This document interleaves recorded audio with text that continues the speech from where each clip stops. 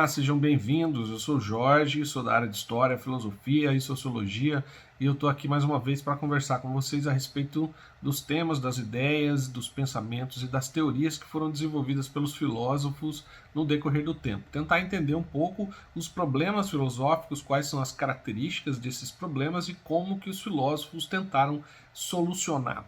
Mas hoje nós vamos fazer um pouco diferente. Hoje nós chegamos ao encerramento do volume 2, isso mesmo. Já estudamos todos os conteúdos, todos os conceitos, as ideias, fizemos atividades, aprendemos várias coisas a respeito da filosofia. Hoje nós vamos fazer então uma espécie de revisão, vamos voltar e lembrar aquilo que nós estudamos para fixar esses conhecimentos e poder avançar, né, nas próximas aulas e os próximos conteúdos de filosofia, ok? Desde o início dos nossos encontros, portanto, o tema que nós viemos estudando chama-se Decidir sobre as Ideias, que é o tema do volume 2. Né? Decidir sobre as ideias estuda a origem dos nossos pensamentos, né, as relações que esses pensamentos, essas ideias estabelecem com outras ideias, ideias de outras pessoas, com a mídia, por exemplo, né? Como que a gente faz para melhorar os nossos pensamentos e assim por diante. Os filósofos sempre estiveram muito interessados em compreender se os nossos pensamentos, né, são de fato nossos ou são influências, aí são resultado de influências de outras pessoas, das nossas próprias experiências, ou também, né, de pessoas que muitas vezes estão mal intencionadas, né, tentando nos manipular. Então, algumas das perguntas, algumas das questões filosóficas que você pode se fazer, né, diante desse problema da origem dos nossos pensamentos são: será que eu já pensei nisso antes? Né? Quem me fez ter esse pensamento? Será que eu tive esse pensamento sozinho ou alguém que me transmitiu? Já ouvi outra pessoa ou mesmo pensamento em outros ou outros muito semelhantes em algum lugar, em alguma outra pessoa? Esse pensamento tem alguma relação com ideias que recebi de outra pessoa? São perguntas, então, que você pode fazer, né? E quando você se faz essas perguntas sobre os seus próprios pensamentos, você está exercitando, né? Está fazendo um exercício de filosofia, porque foram isso que os filósofos no decorrer do tempo fizeram também. Por que eles fazem isso? Porque eles estão sempre interessados em diferenciar a verdade da mentira, né? A realidade da ilusão, para poder então construir conhecimentos que sejam verdadeiros, sólidos e também que possam ajudar as pessoas a tomarem as melhores decisões. Nós conversamos, por exemplo, sobre uma questão também importante. Será que é possível melhorar os nossos pensamentos? Existe uma maneira de melhorar o pensamento, de torná-lo mais verdadeiro, né? Mais confiável? Alguns filósofos acreditam que sim, e isso acontece através do diálogo. Isso mesmo, o diálogo é uma atividade filosófica, né, uma conversa entre duas pessoas, onde se fazem perguntas, afirmações, e a gente começa ali a testar algumas hipóteses, testar algumas ideias. E um dos principais representantes desse modo de fazer filosofia é o Sócrates, filósofo que viveu há muitos anos atrás e que andava pelas ruas da cidade de Atenas fazendo perguntas e ajudando as pessoas, né, nos diálogos, ajudando as pessoas a melhorar os seus pensamentos, melhorar a compreensão que eles tinham da realidade e trazer à luz novas ideias, dar à luz a novas ideias. O Sócrates, então, né, foi um filósofo muito importante para a história da filosofia. Ele chamava isso de dialética, né? Esse método de fazer perguntas e ajudar as pessoas a compreender as coisas, ele chamava de dialética.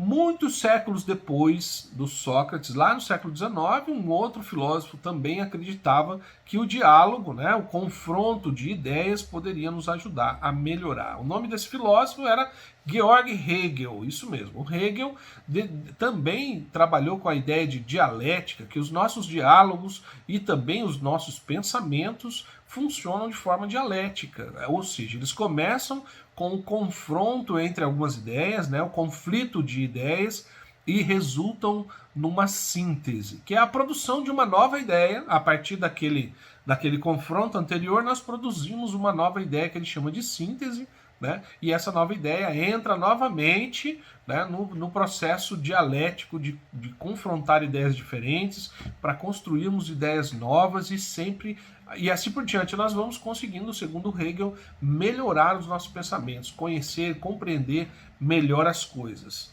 Falamos também sobre uma questão importante, principalmente para os filósofos do Iluminismo. O Iluminismo foi uma tendência filosófica, né, que aconteceu ali no século XVIII e que defendia a ideia de que nós temos a liberdade, deveríamos ter, né, a liberdade de pensamento e também de expressar as nossas opiniões.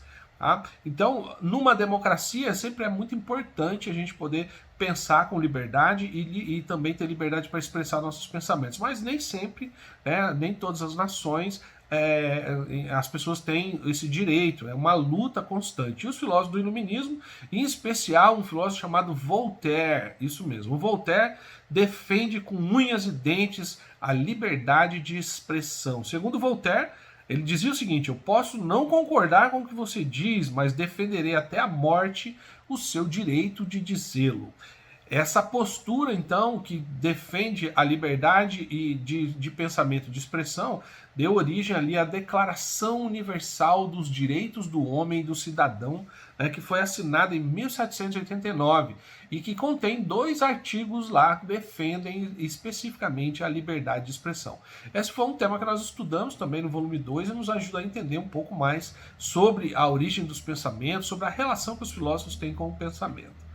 Bom, na nossa época, atualmente, nós sabemos que existem diversos meios de comunicação, né? Nós nos comunicamos de maneiras muito diferentes hoje em dia do que era lá na época do Iluminismo, também da época do Sócrates, e esses meios de comunicação acabam democratizando a informação. Muitas pessoas, né, muito mais pessoas hoje têm acesso às informações. No entanto, algumas pessoas usam essa tecnologia, usam essa capacidade para manipular e influenciar pessoas, né, de um jeito não muito ético, por assim dizer. E algumas pessoas também se deixam levar, né, sem se fazerem perguntas, sem se questionarem, se deixam levar pelas influências que a mídia e os meios de comunicação de massa nos estimulam, né? Principalmente aí, ó, desperta desejos. Esses meios podem nos despertar desejo de adquirir coisas, consumir coisas que são necessárias para a nossa vida e coisas que não são tão necessárias para a nossa vida, né?